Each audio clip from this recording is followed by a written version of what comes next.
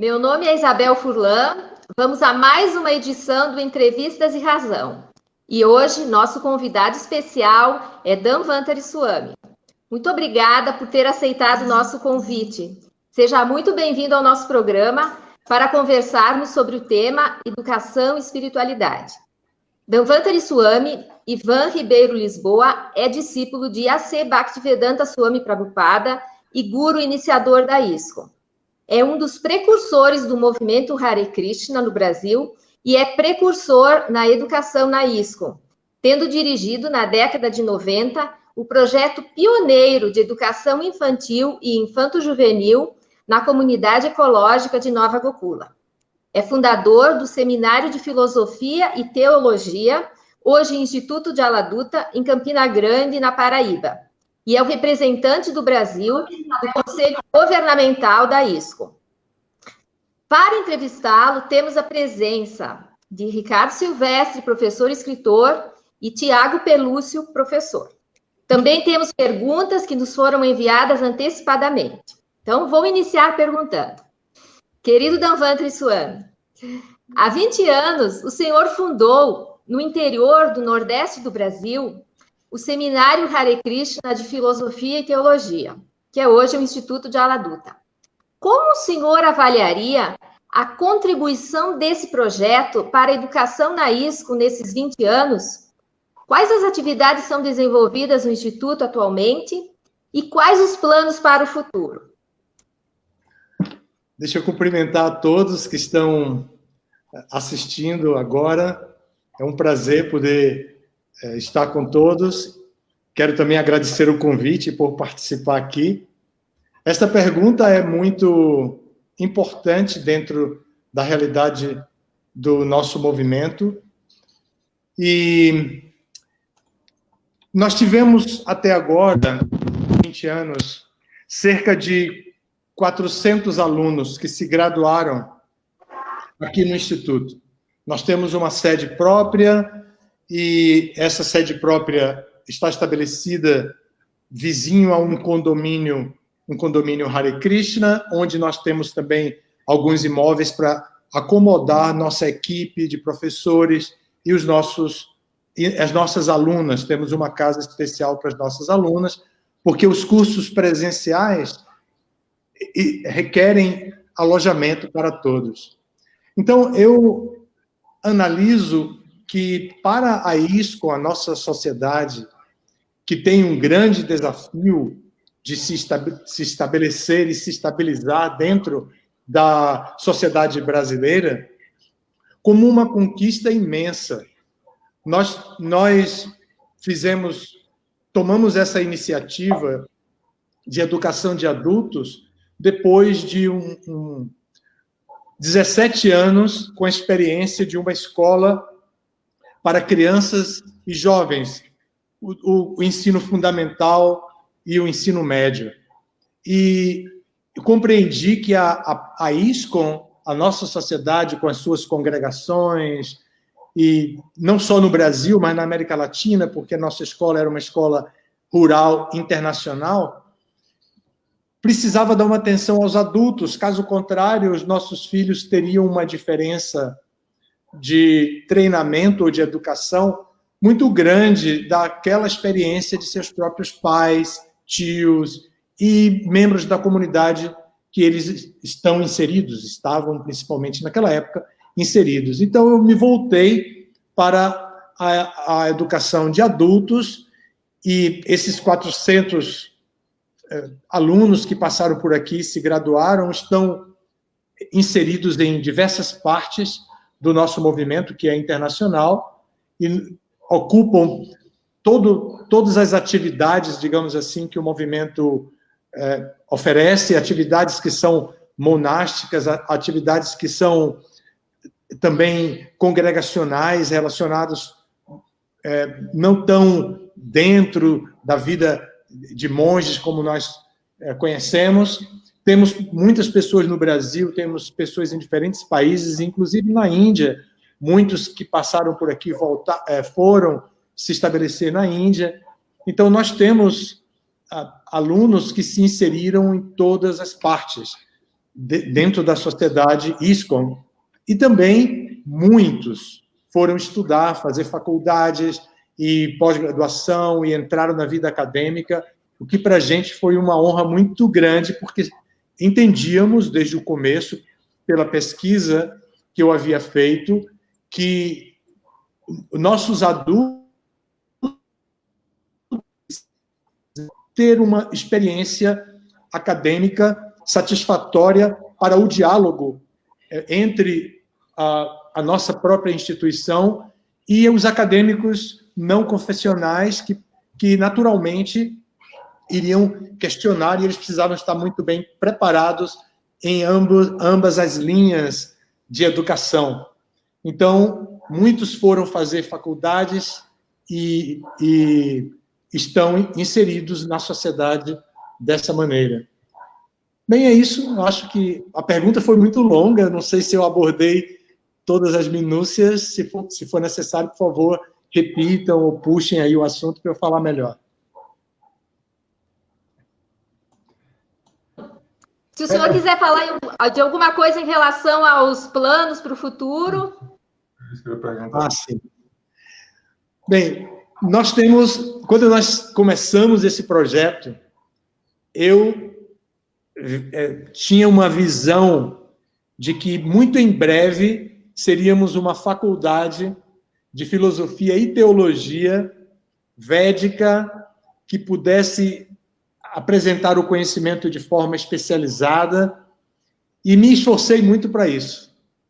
Porém, tivemos várias dificuldades que foram, assim, arrefecendo esse meu pique de dedicação para a realização disso.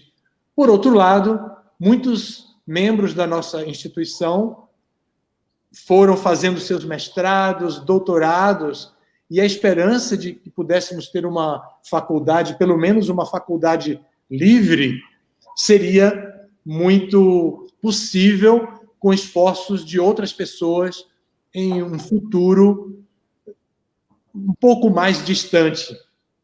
Então, eu me concentrei muito mais, realmente, na nossa instituição, para desenvolver a educação mais com os recursos da nossa própria teologia, da nossa própria filosofia, e no desenvolvimento humano dos nossos próprios membros.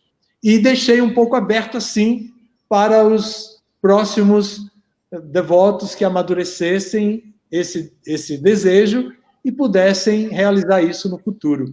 Eu acho que esse é o nosso futuro. Ok, Maharaj, muito obrigada. Eu não tinha ideia que tantos alunos tivessem passado pelo Instituto. Muito bom. Então, são 20 anos, né? Por favor, Brahmacharita, Ricardo Silvestre, sua pergunta. Ok, obrigado, Jamuna Isabel. Obrigado, Maharaj, por ter aceito o nosso convite. É uma honra e uma alegria imensa tê-lo aqui conosco. Então, continuando essa temática, né, falando sobre esse patrimônio, eu diria, né, da ISKCON, não só do Brasil, mas da ISKCON mundial, né, que é o Instituto Jaladuta, há alguns anos o senhor deu um novo nome, não foi isso? A iniciativa. Antes o nome era Seminário Hare Krishna, Seminário de Filosofia e Teologia Hare Krishna. É isso ou não? Seminário Hare Krishna. Desculpa, então, Seminário Hare Krishna de Filosofia e Teologia. Então, a gente aí tinha, a menção explícita Hare Krishna, que é o movimento Hare Krishna, que não é muito... que continua, obviamente, mas a gente tinha a menção aí a palavra filosofia e a palavra seminário, né? Então, isso depois foi substituído pela palavra instituto e uma outra palavra que remete, obviamente, à própria história da ISKCON, a história da vinda de Prabhupada ao Ocidente. Então, a minha pergunta é, o que mudou, né, do Seminário Hare Krishna de Filosofia e Teologia para o Instituto Jaladuta em termos de concepção e em termos de atividades? Muito interessante, isso me faz lembrar todas as peculiaridades dos desafios que nós tivemos, isso é muito legal. Bem, como seminário, eu realmente via a importância de educar os nossos alunos na nossa teologia, e por isso eu escolhi os níveis acadêmicos dados por Prabhupada para a formação intelectual dos membros da sociedade dele, a sociedade que ele idealizou. Esses são 4 níveis acadêmicos. O primeiro se chama Bhakti Shastri, o segundo Bhakti Vaibhava, o terceiro Bhakti Vedanta e o quarto Bhakti Sarvabhauma. Então, nesses 4 níveis dados por Prabhupada, e ele iniciou essa formação, essa capacitação dos seus próprios discípulos. Ele fez o primeiro teste e deu os primeiros diplomas para os primeiros graduados em Bhakti Shastri.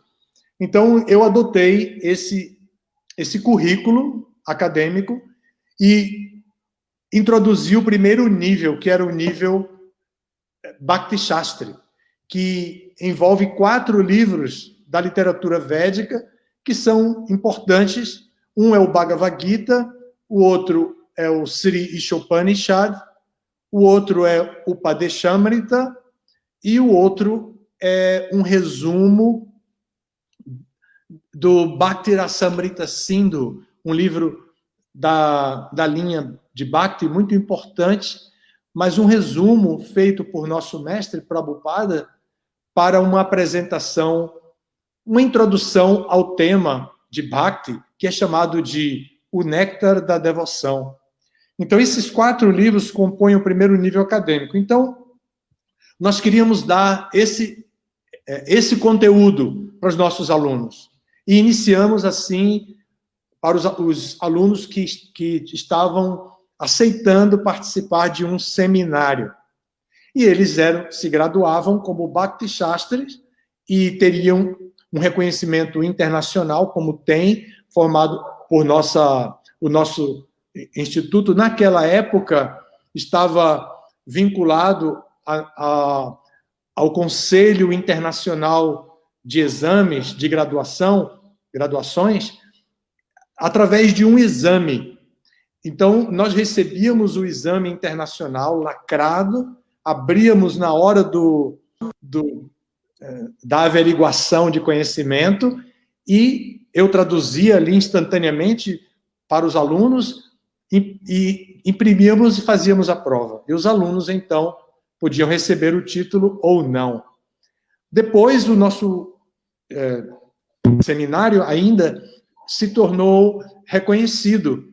E hoje nós fazemos os nossos próprios exames e esses exames são aceitos por eles como do nível adequado de graduação que eles querem dar os diplomas. O diploma é internacional, mas a prova é elaborada por nossa equipe do Instituto.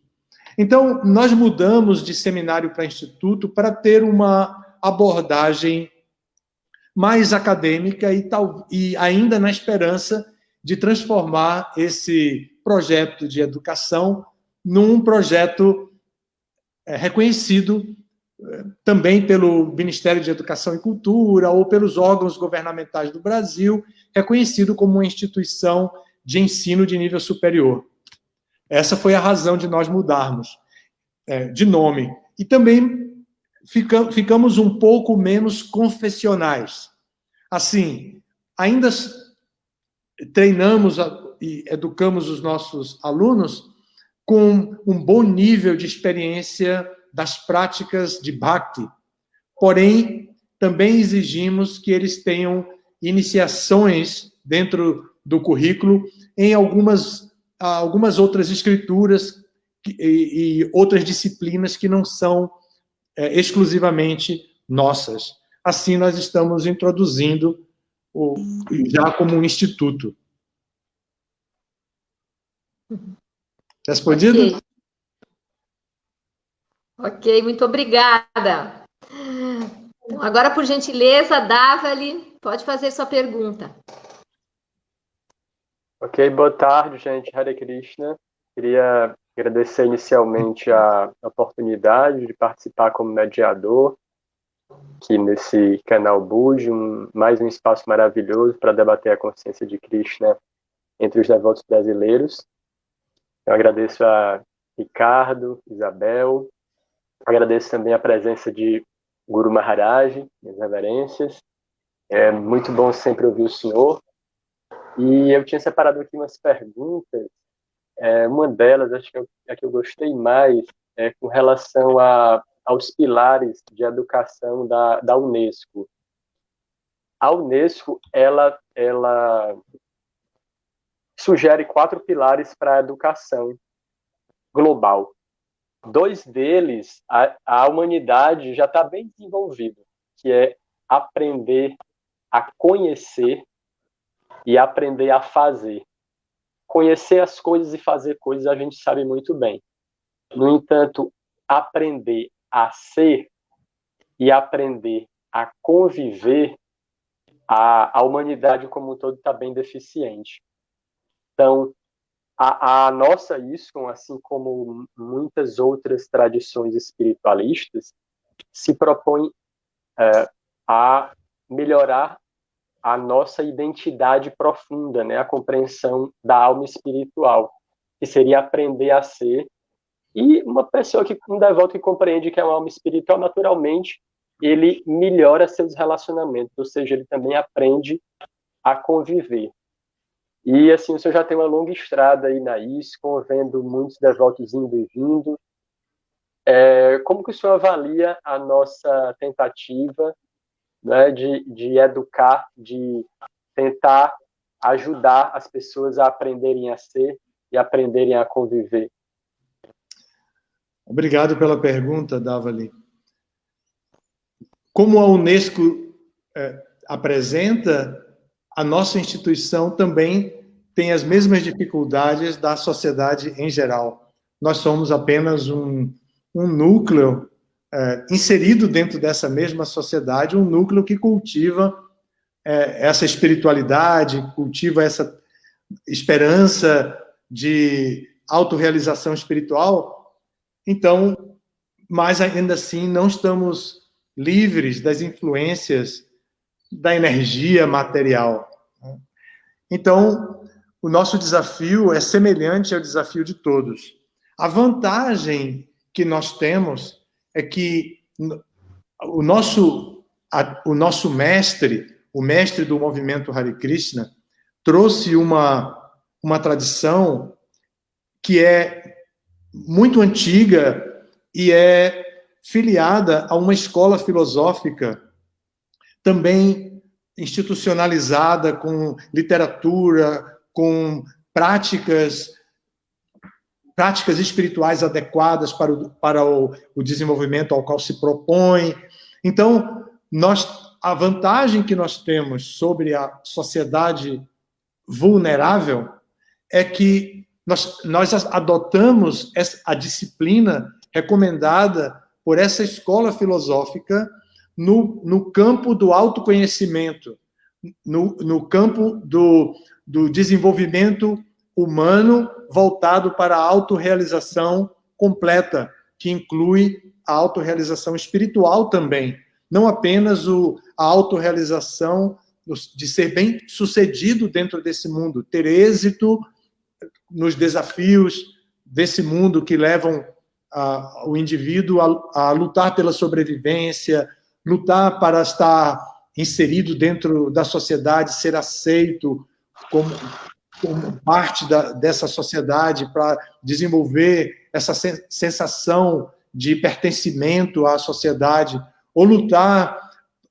pelo amor perfeito para desenvolver afetividade, tanto de forma conjugal, como também de afetividade para com os amigos e para com a sociedade em geral, e até para com o meio ambiente, uma relação afetuosa de respeito, consideração e afeto, até mesmo para com o meio ambiente. Então,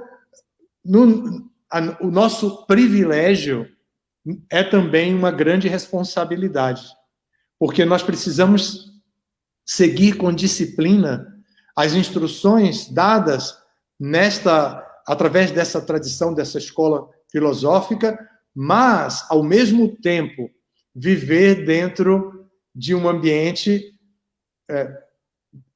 que nem sempre é favorável. Então, nós temos todas as lutas que todas as pessoas têm, mas como espiritualistas, nós nos dedicamos também ao lado espiritual. O que nos favorece é a compreensão do nosso verdadeiro eu, como o eu espiritual, que em sânscrito é Atma. Então, esse Atma, essa unidade individual, particular, que interage através de um corpo temporário, esse indivíduo, essa partícula individual, Atma, é eterna, enquanto que o corpo material é temporário, e tudo que se manifesta dentro do mundo fenomenal é também temporário.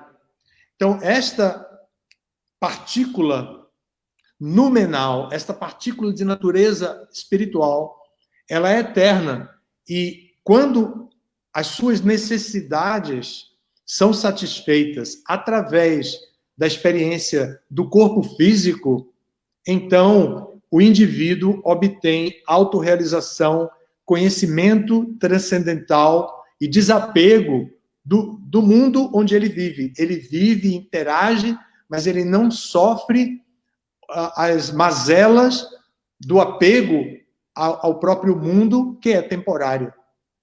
Então,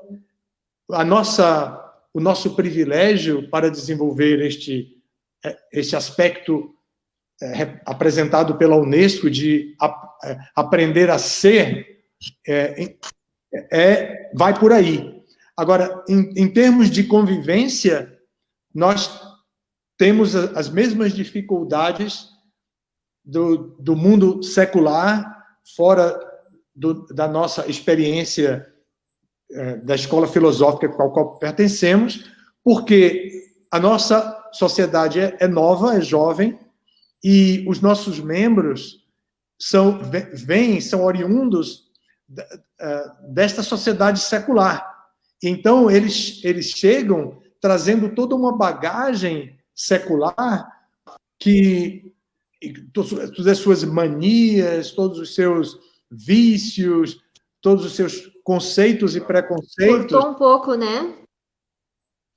Ainda está? Aqui não cortou, não. Para mim está normal. Continuo? Sim. Então, Deu... nós temos, então, assim, a oportunidade de praticar este conhecimento, apesar das dificuldades, nós temos a oportunidade de praticar este conhecimento, mas com pessoas que são também muito diferentes de nós, porque vêm de diferentes partes da sociedade secular. Então, o nosso primeiro desafio é criar um ambiente de harmonia e um ambiente igualitário, com oportunidades iguais para todos, e que todos, então, obtendo essas oportunidades iguais, comecem a se relacionar pelo que é comum entre eles, o que nos une uns aos outros. E com a prática de exercitar aquilo que nos une uns aos outros, podemos, então, encarar as diferenças naturais pela experiência humana e as diferenças também pela própria expectativa de vida e de nível de avanço espiritual, amadurecimento material e espiritual. Então, no que se refere a ser, eu respondi antes, e no que se refere à convivência, eu completei agora minha resposta. Obrigado, Guru Maharaj. Ok, muito obrigada. Então, vamos para mais uma pergunta. Estudos em todas as áreas da ciência apontam para a importância da educação infantil na formação do caráter do indivíduo, inclusive da espiritualidade. Os cristãos dizem que a educação espiritual já começa no ventre. Isso também é corroborado na literatura védica. Sendo assim, não seria importante para a ISKCON reviver a escola infantil, o Gurukula, com toda a sua experiência, como o senhor avalia os sucessos e os fracassos do Gurukula? E se o senhor puder falar um pouco sobre a sua opinião sobre o que levou ao término do Gurukula. Quantos dias teremos para eu dar essa resposta?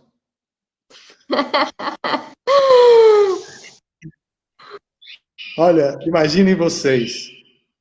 Eu tive a experiência de introduzir uma escola infantil e de nível médio por 17 anos. Eu fui desenvolvendo essa escola em vários níveis, tanto de construção do espaço físico, como de formação da equipe de professores e diretores e de auxiliares, como também para o registro e reconhecimento da escola pelos órgãos governamentais do Brasil. Então, eu acompanhei desde o começo. 17 anos depois, nós estávamos com uma escola do maternal até o segundo ano do curso médio. Não chegamos a ter o terceiro ano do curso médio, mas tínhamos do maternal até o segundo ano do curso médio. E, digamos, eu conhecia os desafios que foram vencidos, aqueles desafios que nos obrigaram a aceitar a derrota, e parti, então, para a educação de adultos. Então, se eu for fazer uma avaliação sobre o Gurukula de natureza minuciosa, naturalmente eu precisaria muito tempo. Mas eu entendi que a pergunta não é exigindo uma resposta tão minuciosa como eu brinquei com vocês. Mas o Gurukula teve o desafio de formarmos uma equipe que nem sempre os membros dessa equipe eram graduados na área de educação. Alguns foram reaproveitados. Por exemplo, tinha uma médica que ensinava ciências. Tinha uma economista que ensinava matemática. E isso era autorizado pelo governo de São Paulo, a Secretaria de Educação autorizava que a gente fizesse esses aproveitamentos. Eu era o diretor, e eu, naquela época, a minha experiência vinha da área de saúde. Eu não era da área de pedagogia, da área de educação. Então, eu também, e de administração escolar, especificamente, mas ainda assim, eu era administrador. Então, os nossos alunos, pioneiros alunos, digamos assim, foram submetidos a um nível de estresse que hoje eu diria que não é justo repetir. Então, para repetir, para fazer um novo Gurukula, o primeiro cuidado que nós precisamos ter é formar uma equipe de profissionais capacitados, competentes, e que possam dar assistência aos alunos no nível mais elevado e no nível que eles, de fato, merecem. Aqueles também mereciam, aqueles alunos pioneiros também mereciam, mas não receberam no nível satisfatório, que o nível foi sofrível, digamos assim, pelo espírito missionário dos pais dos alunos e pelo espírito missionário no qual eles nasceram e cresceram. Então, eles também toleraram as nossas deficiências como profissionais de educação, profissionais entre aspas, mas ainda assim eu não repetiria o modelo baseando-me numa equipe que não fosse devidamente capacitada na área de educação.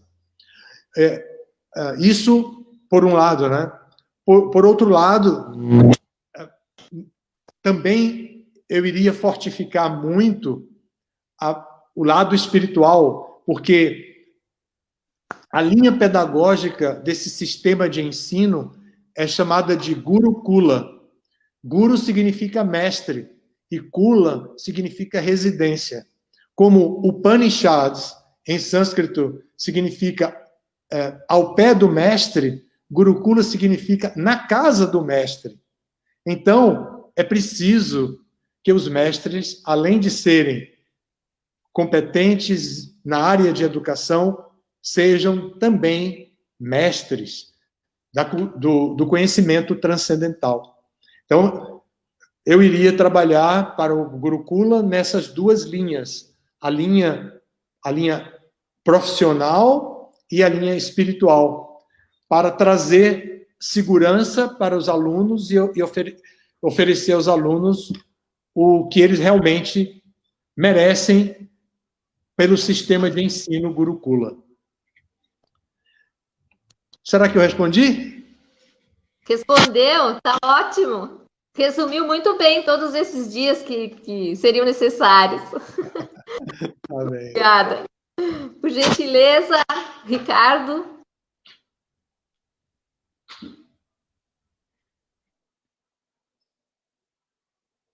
Tem que abrir seu microfone. Me desculpem. Ok, agora sim. Então, aproveitando um pouquinho a pergunta que o Tiago fez, que o Dávali fez, né? E já ampliando um pouquinho o escopo da discussão, né? E também fazendo referência a essa experiência, né? Extremamente bem-sucedida, que abriu, né, a nossa entrevista, que é o Instituto Shaladuta, eu queria me referir a um pronunciamento que Hridayananda Goswami algumas vezes fez, eu particularmente ouvi mais de uma vez, a respeito dos esforços em termos educacionais da ISKCON, né? Ele fala algo muito próximo a isso, que comparado com os esforços que há na ISKCON em termos de construção e manutenção de templos, e principalmente os esforços que existem em relação à manutenção de adoração, de padrões de adoração, de pujas elevados, comparando com isso, os esforços que existem na ISKCON em termos educacionais são insignificantes, né? Algo muito próximo disso ele fala. E quando a gente compara com outras tradições, né, obviamente que muitas vezes a gente tem essa explicação padrão. Somos uma sociedade muito recente, 50 anos e assim por diante.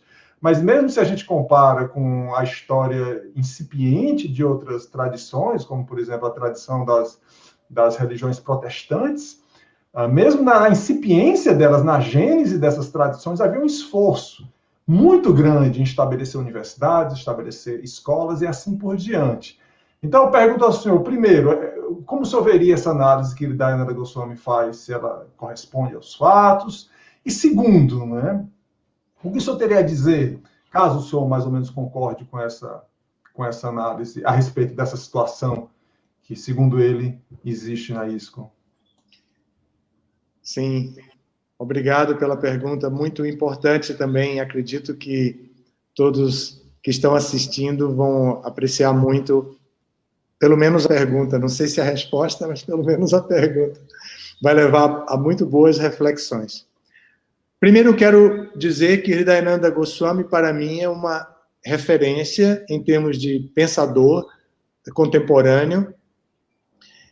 Ele tem uma bagagem espiritual diferenciada entre todos os membros da nossa geração, embora eu não seja exatamente da mesma geração espiritual dele, porque ele é alguns anos mais antigo e, naquele momento, de um simples ano de experiência promovia uma grande diferença entre um membro da nossa instituição que chegava e aquele que tinha um ano a mais. Então, eu tenho alguns anos a menos que ele, então eu considero que ele é um mestre com muito mais experiência, então a observação dele é muito apropriada, eu creio, e, historicamente falando, a experiência que temos na colonização do Brasil podemos ver pela história, com a Igreja Católica, através dos padres jesuítas, principalmente, mas de outras ordens católicas também, mas principalmente os padres jesuítas, fizeram a catequese do que era chamado povo brasileiro, inclusive os indígenas, através da educação. Então, a educação tem essas duas formas de ser usadas, né?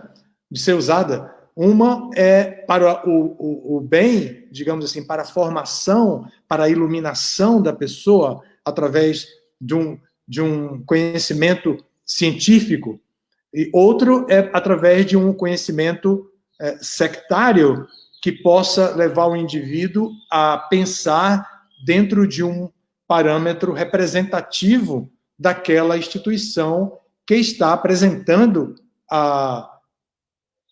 o conteúdo educacional. Então, a nossa ISKCON, de fato, eu concordo com a Hridayananda Maharaj, a nossa ISKCON não tem dado a importância à educação que poderia dar e que talvez venha a dar no futuro. Eu particularmente, porque me dediquei à educação, embora seja leigo, nesse caminho, não tenha essa formação como educador mesmo, eu tenho esperança no indivíduo. Senão, como poderia ensinar? Se não fosse com a esperança de que o indivíduo pode aprender a pensar, aprender a ser, aprender a se relacionar, como poderia se não fosse acreditando no indivíduo? Então, eu creio que os nossos membros, os membros da instituição, que atualmente têm a oportunidade de estudar, se aprimorar no âmbito acadêmico e se especializar, possam oferecer à ISKCON de Prabhupada, a nossa sociedade, possam oferecer melhores oportunidades para gerações futuras, no futuro. Mas, no presente, nós ainda estamos com a mesma programação dos anos iniciais. E isso, Hridayananda Maharaj conhece bem, porque ele vem dessa época. Quando ele criou, quando no Brasil foi criado a primeira comunidade rural, e ele foi o idealizador dessa comunidade rural, instantaneamente se criou um projeto de Gurukula, ou de escola para crianças. Tinha uma professora, e essa professora de nível médio, inclusive naquela época, graduada como curso chamado curso pedagógico ou curso normal, ela começou a ensinar alguns alunos, os filhos dos próprios membros da comunidade. E ele incentivou isso, ele designou um prédio dentro da comunidade que já estava construído, que poderia ser usado para outras coisas. Ele designou esse prédio para que fosse dado como o espaço para se ensinar as crianças e tal. E assim a gente foi desenvolvendo, esse projeto se desenvolveu, mas de uma forma ou de outra, a nossa instituição tem privilegiado se estabelecer como uma instituição de cunho cultural, mas com uma forte tendência religiosa. Porque as práticas espirituais prescritas na escola filosófica da qual somos partes têm uma tradição ritualística muito forte.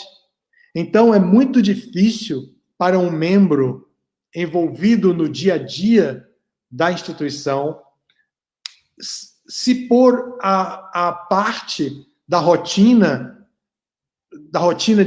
cotidiana e pensar com uma visão futurista, com uma visão de responsabilidade pelas gerações futuras, e então modificar um pouco a prática de cuidar dos rituais e cuidar dessa parte lúdica espiritual para cuidar da educação em si.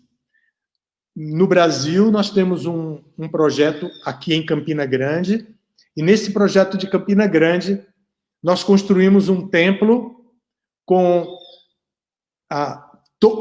todas as características tradicionais da nossa escola filosófica, mas eu, de vez em quando, digo que é o templo mais barato do mundo. Esse templo nos custou, na época, $10 mil. Imagine construir um templo com $10 mil.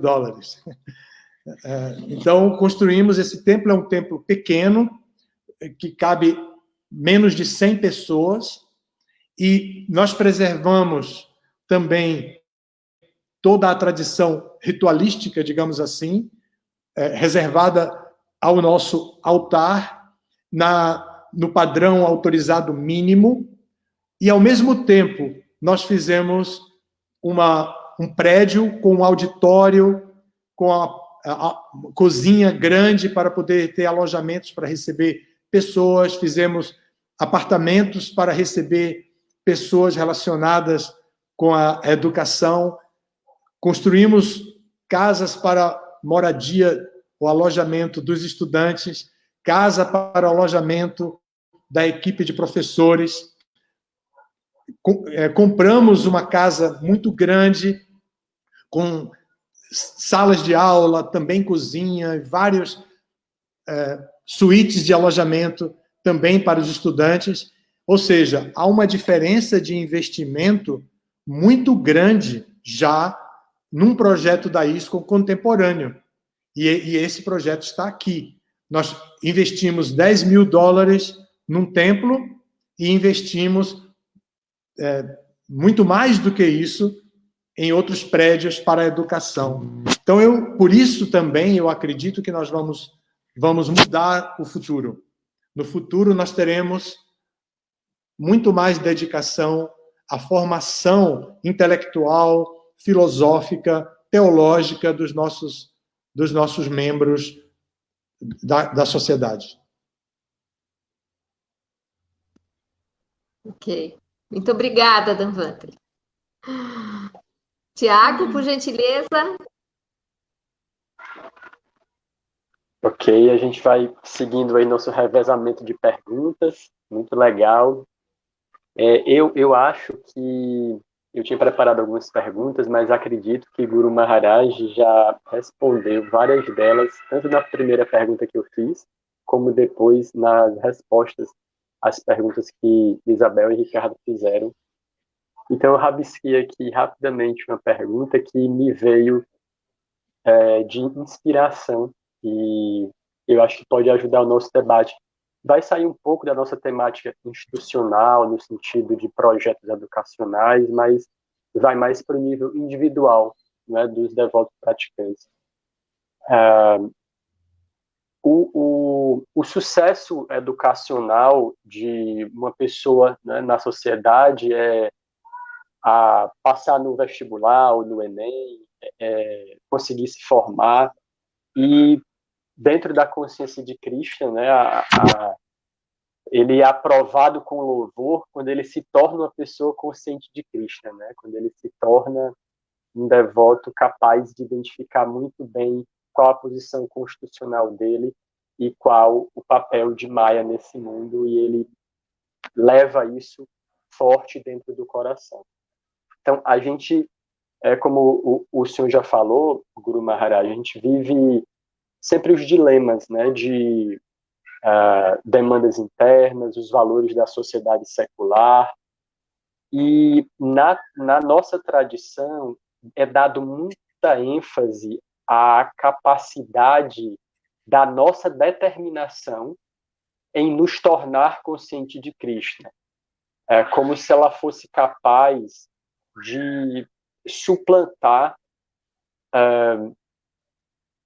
praticamente todas as demandas, né? E o senhor tem muita experiência, já deve ter visto muitos devotos que se determinaram, mas que por algumas razões não conseguiram esse sucesso, né? Ou, claro, né, a gente sabe que é um processo longo, né?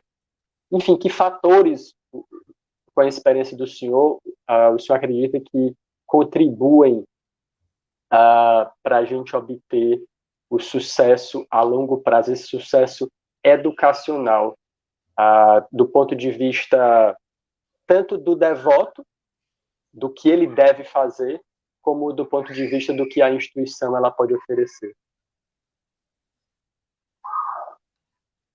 Como seres sociais, nós somos influenciados pelos ambientes, pelo ambiente onde estamos inseridos. E, evidentemente, que um ambiente adverso ao cultivo do conhecimento transcendental, do conhecimento espiritual, vai produzir no indivíduo a perda da determinação resoluta quanto ao propósito de autorrealização espiritual. Mas essa determinação que pode levar o indivíduo ao sucesso em termos de obter o conhecimento transcendental necessário e a experiência desse conhecimento para o seu desenvolvimento, e isso é chamado em sânscrito, é previsto na literatura sânscrita e é chamado de Jnana e Vijnana. Então, o Jnana seria o conhecimento teórico e o Vijnana seria o conhecimento prático, a prática desse conhecimento, melhor dizendo até. Então, o conhecimento teórico que se pode obter através dos livros, através dos mestres, da convivência com as pessoas experientes, que também é previsto com o termo de sadhu sangha, se associar com pessoas que têm realizações práticas, profundas e consistentes. Então, esse desenvolvimento do conhecimento e da prática do conhecimento pode levar o indivíduo a amadurecer a sua experiência espiritual e reforçar a sua determinação. Mas o que o Bhagavad Gita nos alerta com muita seriedade é que existem dois fatores que são externos, mas que têm uma influência interna no indivíduo dramática, para que o indivíduo perca o foco. Um deles é o desfrute, o apego ao prazer material, o hedonismo, a dedicação ao cultivo, ao culto ao prazer. Então, essa ideia de que eu tenho que ser feliz com uma experiência sensorial e por isso eu me dedico com toda a minha força e toda a minha potência para obter prazer. E isso vai prejudicar a determinação resoluta. Há até um verso poético bonito da Bhagavad Gita que diz: Bhogashvarya prashaktanam tayapahrita chetasam vyavasayatmika buddhi samadao navidyate. Ou seja, que esse prazer, essa busca do prazer e também a luta ferrenha para se tornar um milionário, para se tornar uma pessoa com uma opulência material e essa luta por ganho e segurança desenfreada, quase, digamos assim, neurótica, vai levar o indivíduo a perder o foco e não vai desenvolver a determinação resoluta quanto ao serviço, a prática do serviço devocional, ou quanto à prática de bhakti, a prática do processo de autorrealização, recomendado pela escola filosófica da qual fazemos parte, cujo nome é Brahma Madhva Gaudiya Sampradaya. Então, essa Sampradaya, essa escola filosófica, que recomenda o estudo da Bhagavad Gita, nos leva a refletir sobre esse verso da Bhagavad Gita, e este verso nos alerta que não quer perder o foco, então não se confunda com a luta pelo prazer sensorial e por ganho e segurança. Porque se você se deixar confundir por essas coisas, você vai perder a sua determinação resoluta. Então, nós precisamos auxiliar os nossos membros a compreenderem a ciência espiritual que existe por trás dessa prática, para que ele não se entregue por causa da carência de experiência espiritual, ele não se entregue a essa experiência de Bhakti Yoga como uma experiência meramente religiosa. Porque se ele se entrega como uma experiência meramente religiosa, ele vai lutar por bênçãos capazes de transformar a sua existência em um sucesso espiritual. Mas se ele adota, se ele compreende que o processo de Bhakti é uma ciência espiritual, ele vai querer conhecer o paradigma científico dessa ciência e ajustar a sua vida ao paradigma científico da ciência espiritual apresentada na literatura védica, como a Bhagavad Gita tão bem representa. Então, é uma questão de o próprio indivíduo, mas também é uma questão institucional. E é uma questão da congregação que compõe a instituição. Todos nós devemos desenvolver um nível de companheirismo e amizade, fraternidade, uns com os outros, capaz de nos proteger de situações perigosas que possam roubar a nossa determinação resoluta pela prática do processo como ele está prescrito. Okay. Obrigado, Guru Maharaj. Então, temos mais uma pergunta aqui. Ainda existe em alguns redutos da ISKCON uma tradição de autoritarismo intelectual, onde a audiência não pode discordar da posição do palestrante. Embora Prabhupada tenha deixado diversas instruções orientando que os devotos da audiência deveriam apresentar seus diferentes pontos de vista e também pedir referências da fala do orador. Então, o senhor concorda com isso, né? E se concorda, qual seria a maneira mais educada de questionar e ter um debate saudável dentro desses parâmetros? Ui, ui, ui! Será que existem lugares assim ainda, esses redutos? Eu espero que não existam, mas eu sei que existem. E isso existe também pela força da religiosidade. E nós, brasileiros, temos essa tradição religiosa, temos essa característica de religiosidade na nossa própria idiosincrasia. Então, não somos livres dessa tendência religiosa. Então, dificilmente nós vamos superar isso sem uma estratégia própria para essa superação. A estratégia é sempre a educação, a abertura do diálogo. É interessante, você falou, você se referiu, deu a referência na pergunta, que Prabhupada estimulou que a audiência fizesse perguntas e que questionasse corretamente do orador como ele estaria, em que ele estaria baseado, né, pedindo referências, fundamentações. Prabhupada é tão interessante que, às vezes, ele fazia diálogos com seus discípulos, diálogos filosóficos, onde ele pedia para um devoto fazer o papel do que a gente poderia chamar de advogado do diabo.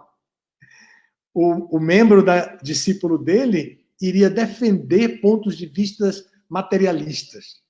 E Prabhupada ia, então, responder sobre o ponto de vista da escola filosófica que ele representa. Então, tinha um debate.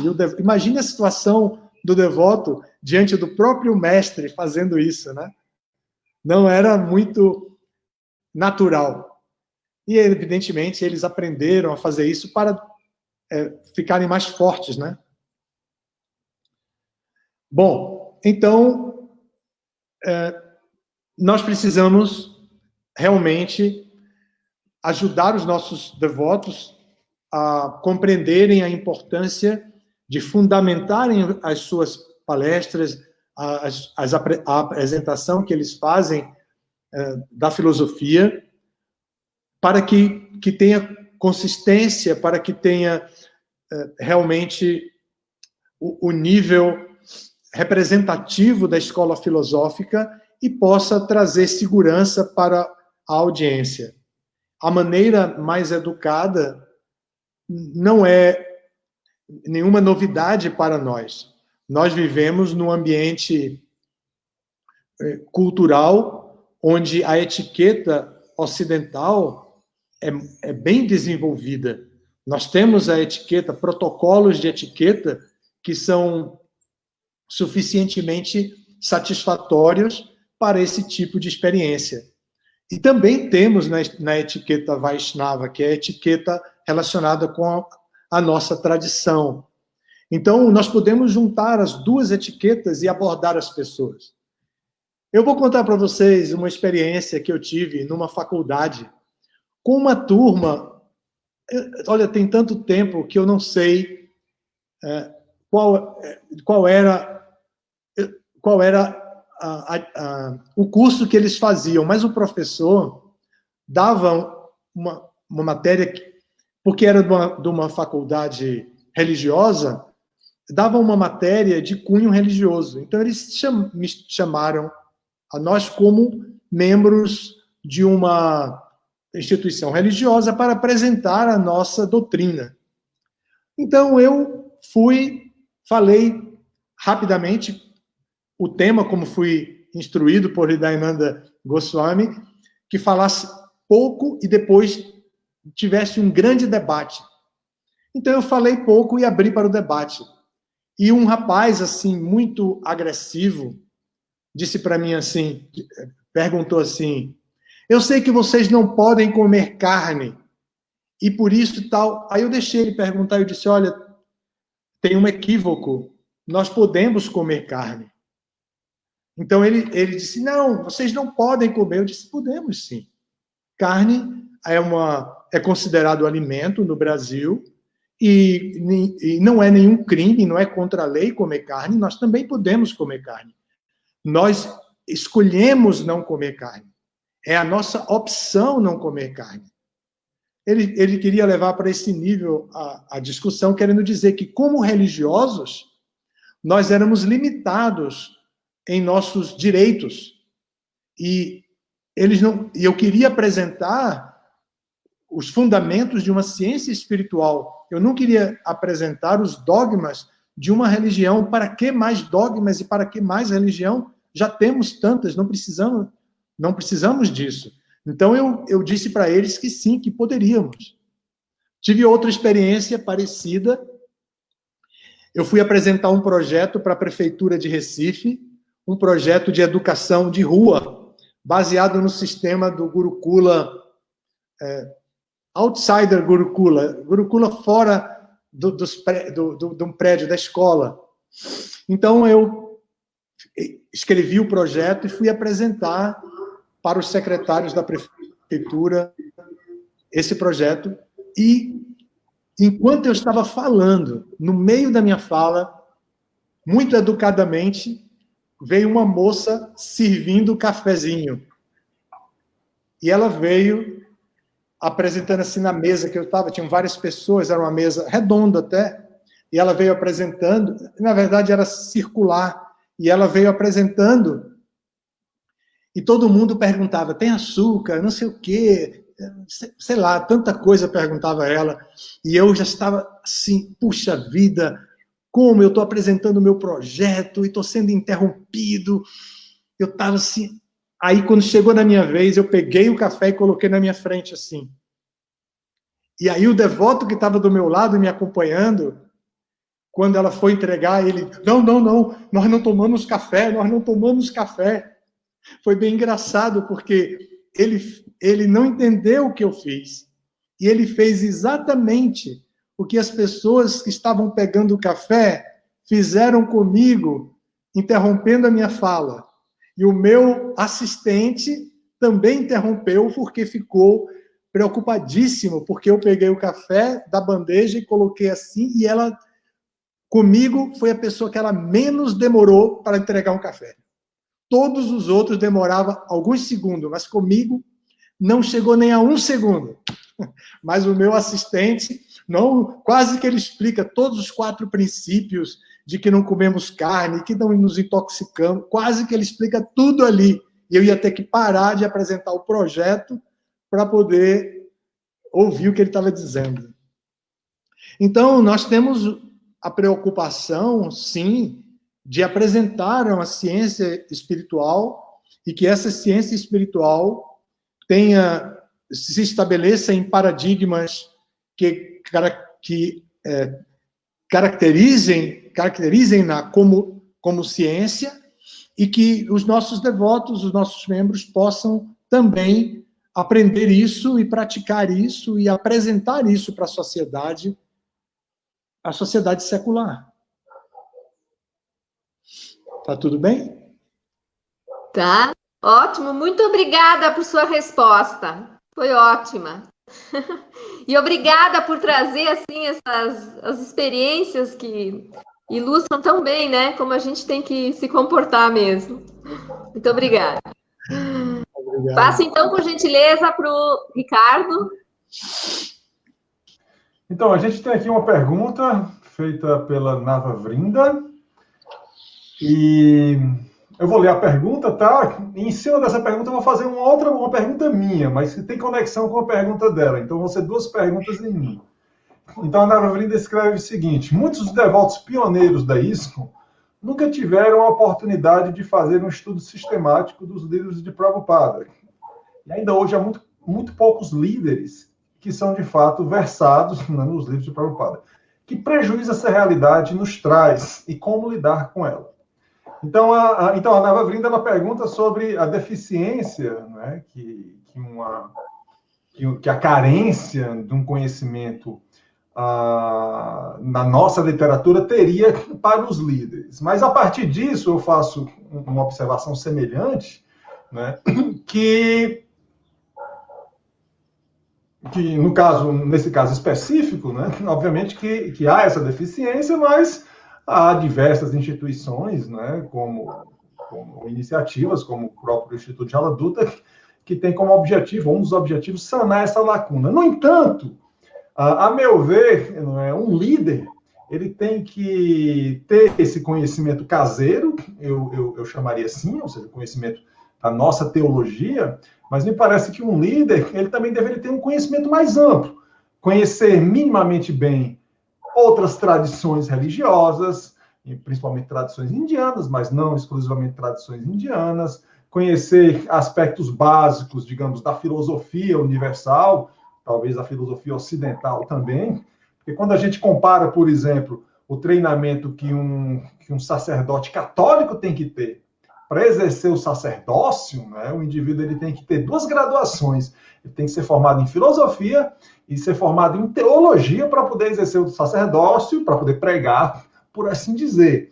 Então, da mesma forma que a Nava Vrinda pontua essa lacuna, digamos, no conhecimento caseiro da nossa teologia, eu pontuaria a lacuna no conhecimento mais amplo, que, o senhor me corrija se eu estiver errado, mas eu ainda tenho a impressão que a grande maioria das instituições educacionais na ISKCON ainda priorizam quase que exclusivamente esse conhecimento caseiro, né? Eu não estou usando a palavra com um sentido pejorativo, tá?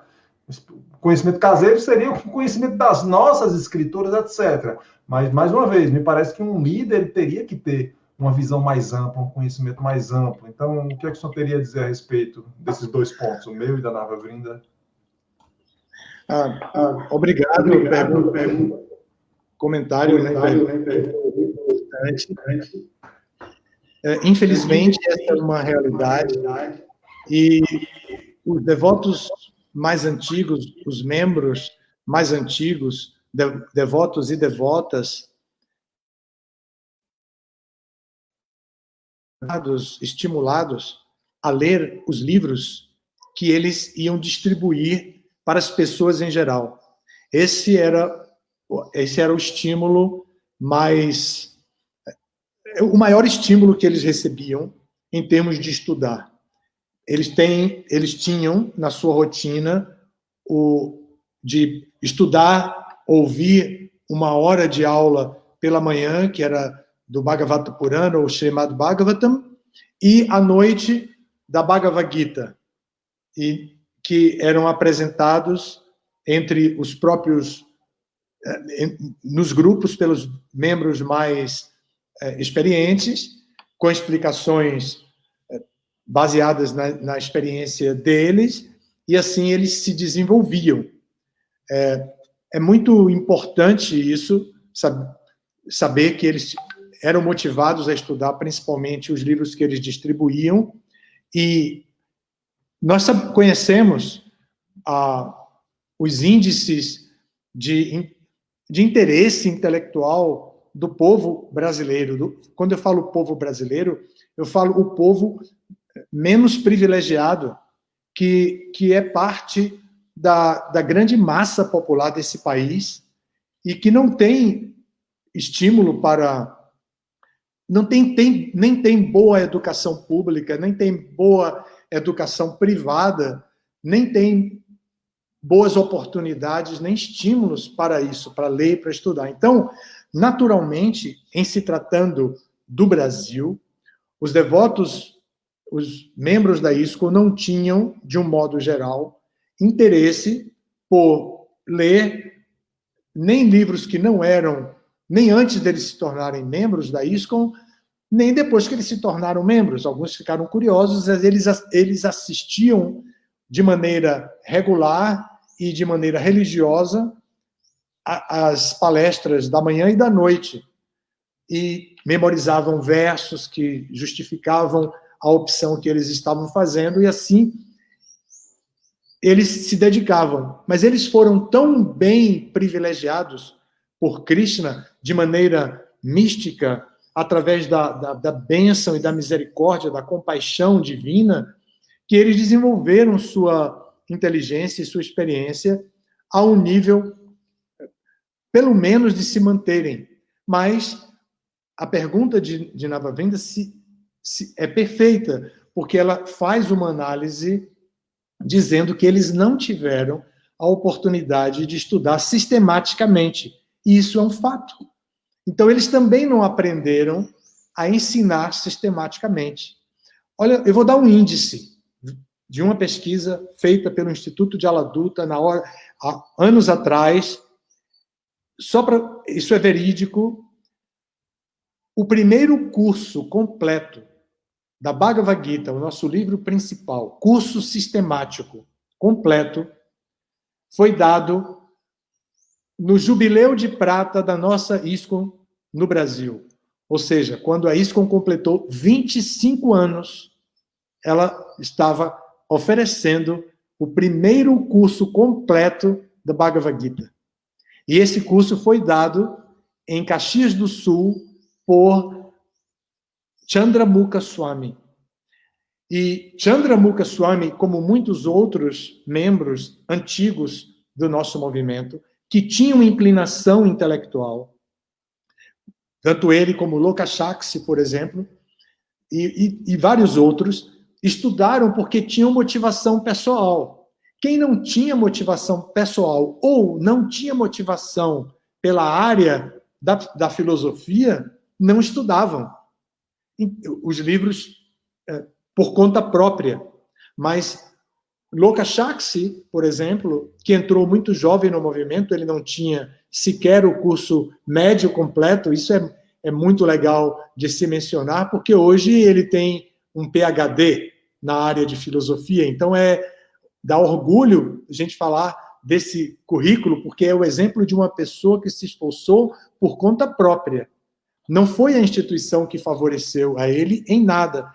Naturalmente deu algum apoio, mas nada relevante que pudesse fazer com que ele ficasse determinado a fazer isso. A determinação veio da própria natureza individual dele como intelectual. Da mesma forma, Chandramukha Swami e muitos outros intelectuais brasileiros. Assim, então, nós temos essa experiência realmente que a Nava Vrinda fala, e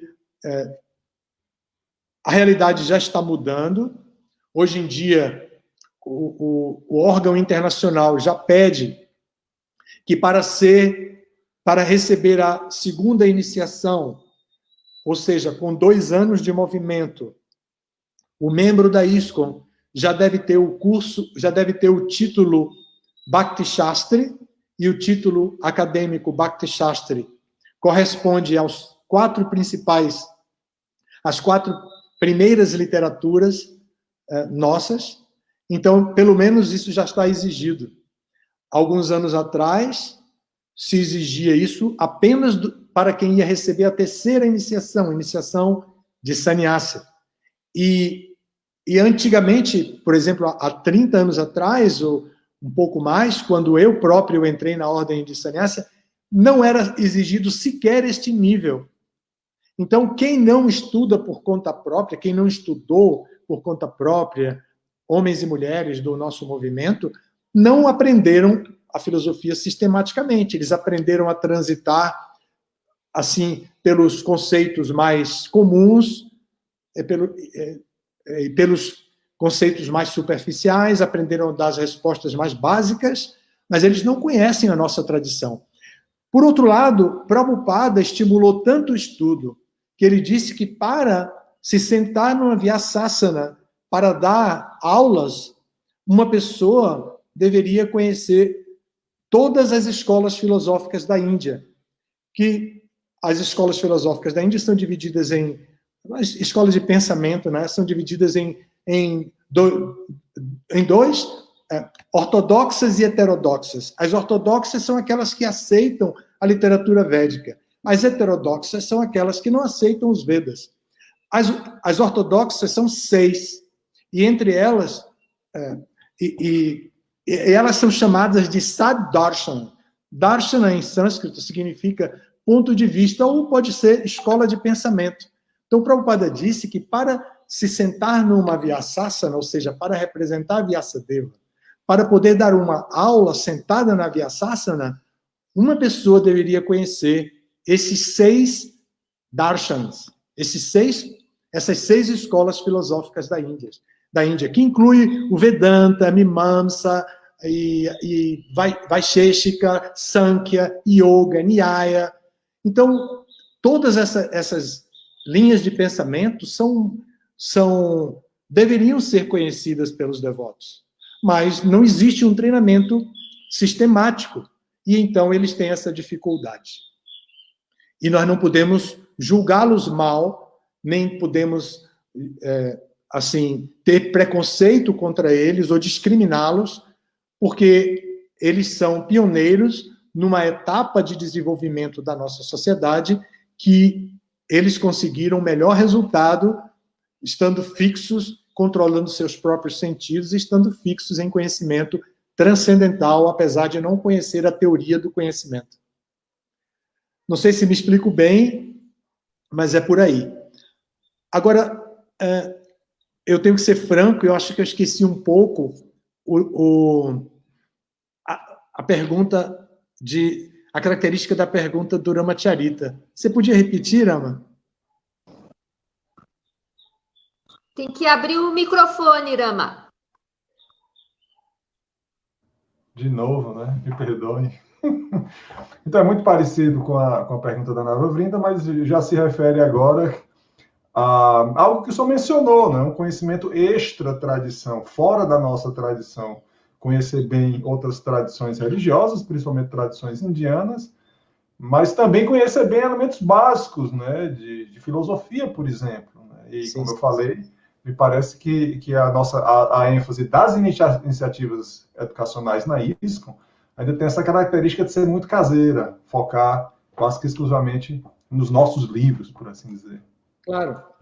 Bom, agora nós já temos os primeiros PhDs em filosofia, temos os primeiros devotos qualificados academicamente, devotos e devotas, e nós já estamos vendo o resultado disso no serviço de propagação da filosofia da consciência de Krishna que eles estão fazendo, a seriedade com a qual eles estão participando do espírito missionário de Prabhupada. Então, nós já estamos dependendo dessas pessoas, porque essas pessoas se qualificaram fora da ISKCON e agora, como membros da ISKCON, eles podem apresentar nos ajudar a introduzir isso. E esse conhecimento que possa favorecer a experiência humana dos nossos membros e a apresentação dos temas da nossa filosofia e da nossa ciência espiritual para a sociedade secular. Esperamos um futuro melhor.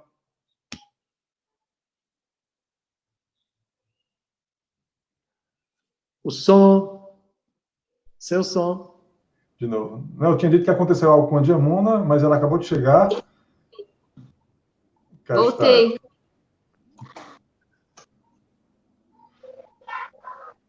É com você, Diamona. Comigo? Tá. Então, eu chamo o Davali. Se tiver mais alguma pergunta para fazer. Ok. Então, Guru Maharaj, uma pergunta que me veio desse comentário que o senhor fez sobre as iniciações, né, os critérios que agora, para ter a segunda iniciação, pelo que eu entendi, deveria ter o Bhakti Shastri, e me parece que ainda a iniciação é um ponto central para o pertencimento, para a sensação de pertencimento do indivíduo enquanto um devoto. E, diferentemente de outras tradições, mesmo tradições do Oriente, como o budismo, é comum as pessoas se intitularem budistas ou congregarem com outros budistas sem necessariamente serem iniciados, elas se sentem pertencentes ao grupo. E se sentir pertencente é algo muito saudável, né? Como você está dentro de uma sala de aula para ser educado naquilo, enfim. Isso favorece o que lá no 12º capítulo do Bhagavad Gita diz, que dá opções, né? No 12º capítulo, Krishna dá opções para que o devoto ele se relacione bem com o seu processo, da maneira como ele escolhe, digamos. E como o senhor vê isso hoje, como o senhor vê no futuro, o senhor acha que esse modelo de iniciação como uma característica importante para o pertencimento, ele naturalmente vai ser mantido, ou o senhor acha que, por conta do nosso desenvolvimento social, isso pode ser modificado ao longo do tempo? Claro, eu não estou falando de mexer nos princípios de iniciação, não é nada disso. Estou falando do pertencimento dos novos membros. Eu entendi perfeitamente. E eu penso exatamente que com o amadurecimento social, congregacional da nossa instituição, as pessoas não vão depender, elas vão se sentir acolhidas através da ocupação de acordo com as suas especialidades, muitas delas trazidas por suas profissões e experiências antes de entrarem para o movimento, experiências prévias mesmo, e elas vão estar satisfeitas em sua necessidade humana de pertencimento, mas, ao mesmo tempo, elas vão cultivar o processo pré-iniciação com mais seriedade, mais determinação e mais maturidade para entrar na iniciação de acordo com o misticismo da própria iniciação. A iniciação é uma relação eterna com o mestre espiritual. Através do processo de iniciação, não tem como desvincular do mestre espiritual em termos místicos, mas, naturalmente, o indivíduo sempre será livre. A liberdade é um princípio básico da espiritualidade. E em Bhakti, sem liberdade, não pode haver conexão, não pode haver yoga. Por quê? Bhakti é amor. E sem liberdade, como poderia haver amor? Amor exige liberdade. Ninguém pode amar obrigatoriamente, né? Sendo obrigado a amar. Então, eu acredito, na segunda parte da sua explanação da pergunta, de que, sim, no futuro haverá um amadurecimento e as necessidades básicas da psicologia humana, uma delas é o pertencimento, o indivíduo vai satisfazer por se sentir acolhido pela instituição, pelos membros congregacionais, e não por ser iniciado. Somente então ele tornar-se-á um filho de Deus, ou um membro da família. Não. Nós somos a família humana. E todos somos membros da mesma família. Todos somos, na verdade, partes integrantes de Deus. Nós só precisamos da oportunidade de conscientização. Conscientização implica em educação. Então, nós precisamos de educação. Ok, obrigado. Obrigada, muito obrigada. Gostei muito da sua resposta. Então, a gente está chegando ao final da nossa entrevista. A gente agradece muito, em nome da equipe do Entrevistas, a sua participação, Dhanvantari Swami. Obrigada por compartilhar seu conhecimento e, principalmente, sua experiência de vida, tantos anos, né, de dedicação e enfim, toda a experiência que o senhor tem, todos esses anos de ISKCON. Então, a gente agradece também a participação de todos que assistiram e enviaram perguntas, e a gente aproveita para convidá-los para os nossos programas Entrevistas e Razão. A nossa próxima convidada vai ser a Urmila, que é uma devota americana, a gente ainda não tem a data confirmada, mas vocês vão receber, através das redes, os convites. Então, muito obrigada a todos, uma boa tarde e um bom final de semana. Hare Krishna. Hare Krishna, muito obrigado a todos vocês pela oportunidade. Obrigado a todos que assistiram e que ainda vão assistir na gravação. Hare Krishna. Hare Krishna.